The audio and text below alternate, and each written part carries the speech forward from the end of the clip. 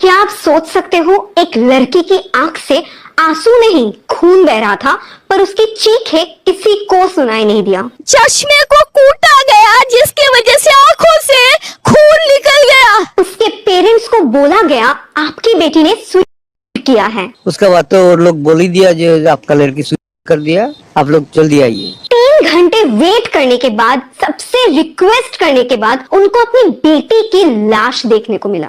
Parents जिनकी बच्ची 31 years old की ऐसी खत्म हो जाती है, उनको 3 घंटा खड़ा रखा और ये हाथ जोड़ती रही, माँ बाप हाथ जोड़ते रहे, हमें एक बार दिखाओ, हमारी बच्ची का मुंह एक बार दिखाओ।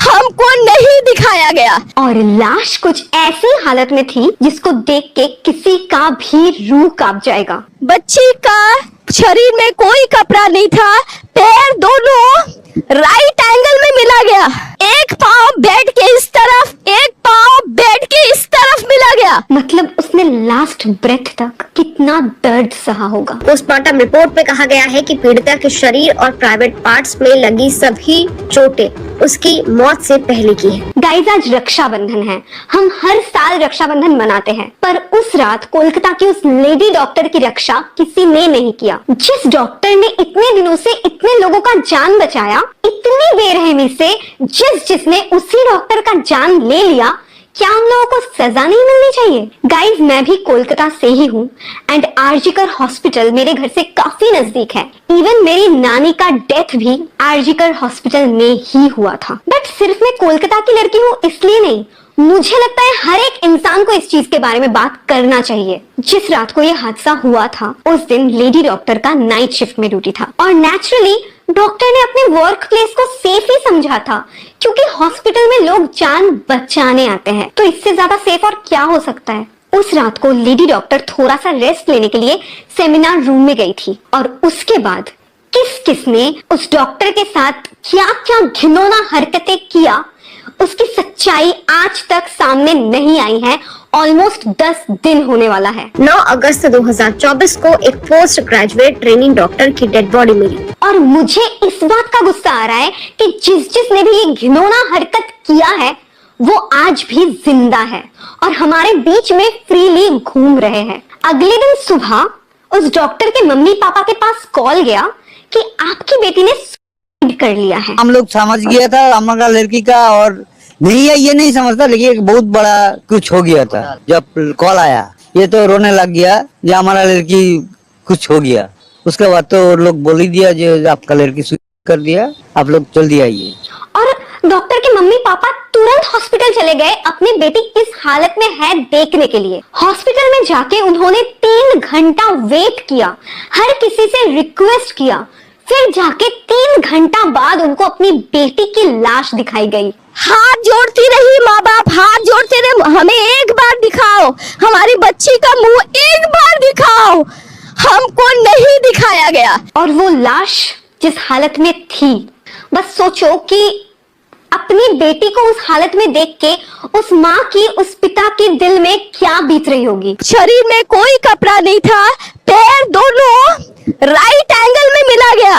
उस लेडी डॉक्टर की दोनों पैर 90 डिग्री एंगल में थी, जो कि ह्यूमनली पॉसिबल ही नहीं है। राइट एंगल में एक पाँव बेड के इस तरफ, एक पाँव बेड के इस तरफ मिला गया।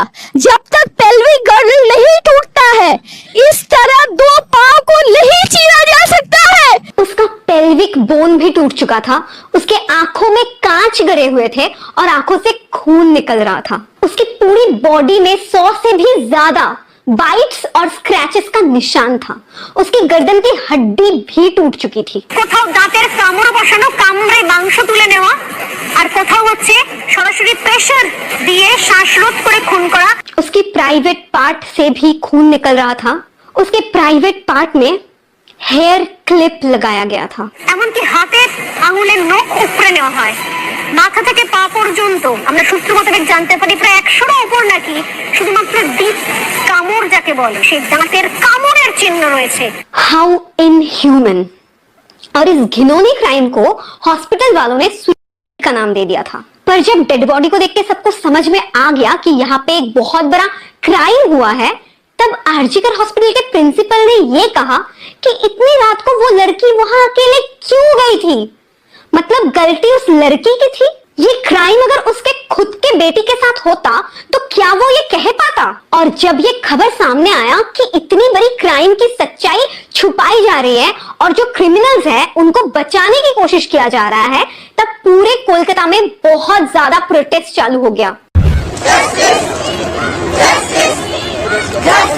और तब प्रेशर में आके उस प्रिंसिपल ने रेजिग्नेशन लेटर दिया। आप आज रिजाइन दिए सर, इसका कारण सर? इसका कारण है मेरा बदनामी हो रहा है, मेरा बदनामी हो रहा है सोशल मीडिया में, मेरा मुख पे कुछ भी बोली जा रहा है। इसके कारण सर एक ये जो लड़की का डेथ हुआ डॉक्टर, ये लड़की मेरा लड़की जैसा है। एक पेरेंट्स होने का नाते मैं रेजिग्नेशन देना सोचता हूँ। बट उसका रेजिग्नेशन एक्सेप्ट ही नहीं किया गया। He was transferred from this place.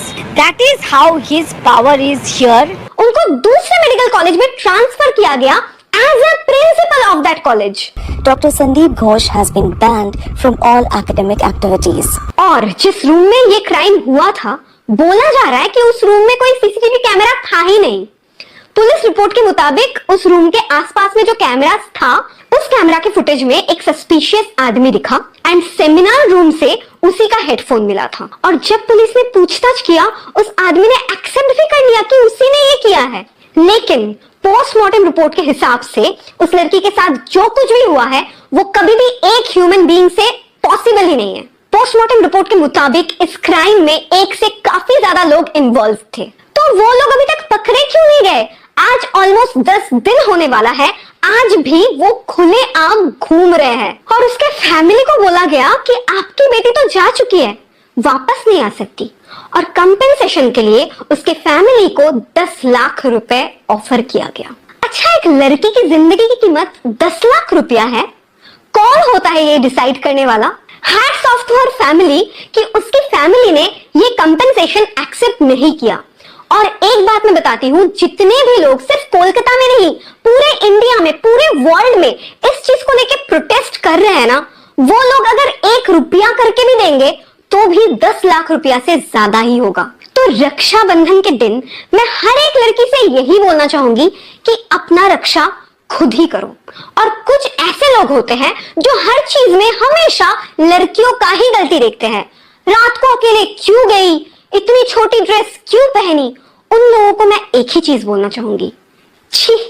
और ये प्रोटेस्ट तब तक चलेगा जब तक दोषियों को कड़ी से कड़ी सजा ना मिले। और मैं आप लोगों से भी रिक्वेस्ट करूंगी कि प्लीज इस केस को दब जाने मत दो। हर जगह इसको लेके आवाज उठाओ। कुछ भी हो जाए, ये प्रोटेस्ट रुकना नहीं चाहिए जब तक जस्टिस ना मिले। We need justice. और वो भी ये 20 साल से जो इतना परिश्रम कर रहा है, सब एक दिन रात में पानी में बहा दिया है। और क्या बोले मैं, और इसके बाद और कुछ नहीं बोल सकता। हम